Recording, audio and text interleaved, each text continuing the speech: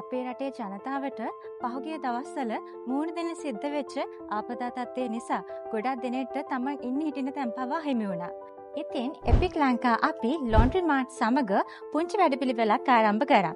පීඩාවට පත්වෙච්ච අපේම ජනතාව උදෙසා මේ වෙනකොටත් ඇඳුම්, පාසල් නිල ඇඳුම් වගේම පාසල් උපකරණ එකතු කිරීමේ මධ්‍යස්ථානයක් එපික් ආයතනයේ මේ වෙනකොටත් දියත් කරලා තියෙනවා.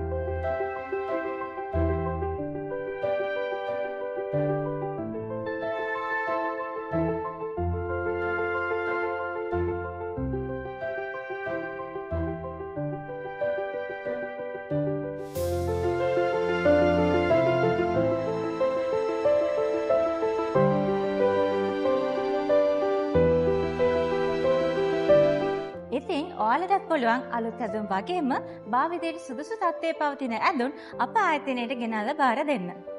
එලෙස ඔබ අප ආයතනයට ලබා දෙන භාවිතා කළ හැකි මට්ටමේ පවතින සියලුම ඇඳුම් ලොන්ඩ්‍රි මාර්ට් ආයතනය සමග එකතු වී පිරිසිදු කර, අයන් කර, වෙන්වෙන් වශයෙන් ඇසුරුම් කර ආපදා කළමනාකරණ ආයතනය සමග ඒකාබද්ධ රාජ්‍ය ආයතන හරහා පමණක් බෙදා හැරීම් කටයුතු අපි සිදු කරනවා. ඉතින් ඔයාලට පුළුවන් විදිහට එක ඇඳුමකින් හරි දායකත්වයේ දීලා අපිත් එක්ක එකතු වෙන්න.